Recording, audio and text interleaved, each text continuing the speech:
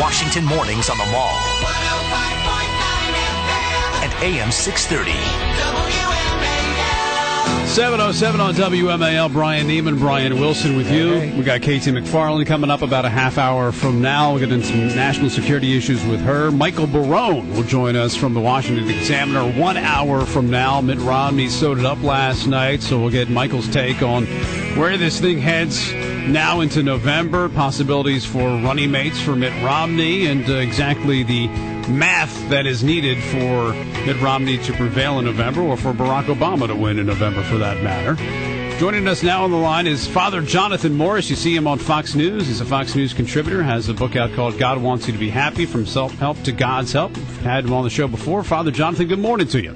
Hey, good morning, Brian and Brian. I wanted to talk to you about a couple of different things. Let's start off with the Vatileaks, I guess is what they're called, and the revelation that yesterday came out that the Pope's butler, Paolo Gabriele, I believe is how you pronounce his name, has been arrested and apparently had confidential documents in his home. He is agreeing to cooperate with investigators. He apparently was talking to journalists and had documents maybe shedding some light on power struggles, some corruption within the Vatican. First of all, do you even know Paolo Gabriele? Were you surprised that he was, in fact, arrested? Yeah, I don't know him personally, but let me say, after being on this side of the pond, after having lived 9 years in the Vatican or in Rome, I can tell you this story, even from the sound of it, is absolutely fantastic in terms of all of the elements to make for a sensationalistic story. If you're there in the Vatican right now, it probably doesn't feel so good, but imagine, first of all, anyone who has a butler. That's just a interesting story. Sure. And then to think that the Vatican would have detained him, and I was talking to someone the other day who said, my gosh, can you imagine being detained in a Vatican jail? These guys probably got Michelangelo paintings on the wall and being served great pasta, and you can be sure you're not going to be tortured. So, it's a very interesting story from a lot of perspectives, but it is serious at the same time. And it's serious because here you have somebody who's in a very, very, very tight circle in the Vatican. You've got someone, this Paolo Gabriele was the one who was serving him meals and helping him get dressed at 85 years old, and holding an umbrella when he goes out into public and it's raining, that type of person. So it's a real story of betrayal.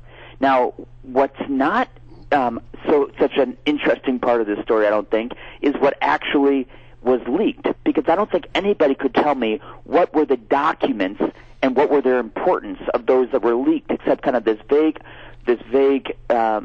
explanation of that there were some reports of cronyism or corruption or bad management, and well, Father Jonathan, there have been a bunch of stories that have been, especially in the Italian press, that lay out things like some corruption at the Vatican Bank.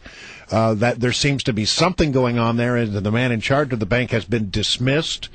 Right. So I mean, there are some serious questions that have been raised by the documents that have been leaked. Well, yes and no. If you look at it from pure generalities, yes, but the story of the Vatican Bank has been going on for the last couple of years, in which Pope Benedict XVI has said, we want to follow every single law and regulation and policy of the international community for transparency. Remember, this is an inside Vatican bank. And so by doing that, they've had to go in and begin to clean house, or at least to see what needs to be changed. And what happened this week was the head of the Vatican Bank was dismissed, but they did not dismiss him for corruption, at least not publicly. They said it was incompetency. And what the head of the Vatican Bank said was, actually, he was working towards that transparency, and there was pushback, people saying, we don't do it that way. And so what was leaked by this man, or the documents that were found in the possession of this butler, have not been revealed at all. Okay. But rather, there's been criticism generally in these leaks to journalists saying that the number 2 man in the Vatican, a cardinal named Cardinal Bertone, right, has been wielding too much power and has been incompetent. So it's not. I mean, sounds like a lot of palace intrigue. If there were, documents leaked about the Pope doing some bad thing or some cardinal being involved in criminal activity, that has not been the story. It was a layman, a father of three, who sadly betrayed the guy who he was working so closely with, who happened to be the Pope. You said betray, but maybe in this country, in some circles, we don't need to know a little bit more information about exactly what happened, but we would call him a whistleblower. Well, whistleblower on what? What did he leak that was somehow of great public concern? Well, the fact that the finances and the money that is given to the Catholic Church and that is handled through the Vatican Bank perhaps was not being managed well. I think that's something that people who give to the Catholic Church would want to know. There's not a single document that he had in possession or there's been attributed to him that has been made public. I have not seen a single document.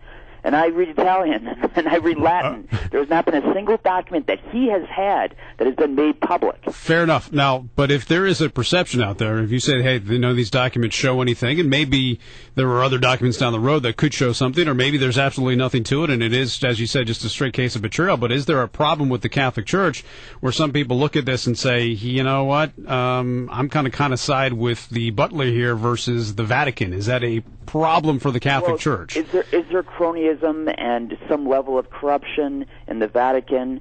I would say yes, no doubt. Listen, the Vatican is in Italy, okay? Mm-hmm. The Vatican is in Italy, and you're always going to have some of that. But on this story in particular, I wouldn't side with the butler or with the Vatican. There hasn't been any specific news that says this is what he has leaked.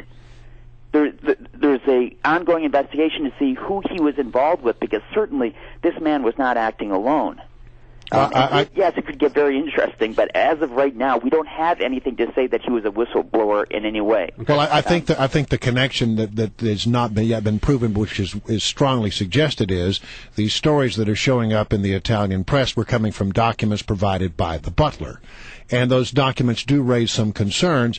I think you're right to say we don't know all the facts just yet. Maybe it is just strictly a betrayal. But, I mean, some of these reports about cronyism and mishandling of money in the Vatican Bank have raised some real concerns. And then when you also see that the guy that was in charge of the bank has been dismissed, makes you wonder what's going on. Would you agree all those things a lot of smoke, is there some fire? Definitely, but keep in mind that this Vatican Bank, first of all, is run by lay people. It's being run by bankers and economists, and right now what they're doing is trying to step it up and to bring it to the level of the type of transparency that the international community wants. And there's been no criminal in any way, there's no criminal investigation against the head of the bank. He has not been accused of any wrongdoing. Maybe there was, I don't know. But the story right now, what's made this a really sexy story, to say it like that, is that there's a butler involved. Mm-hmm.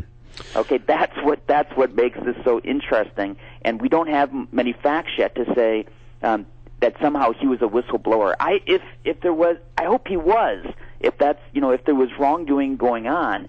But then, my goodness, we want to get rid of that. But this is not in any way like a story of a butler giving the truth about the Pope or the cardinals. Or as of right now, we don't have that. All right, Father Jonathan, it's always great to have you on. Thanks very much. We appreciate it as always.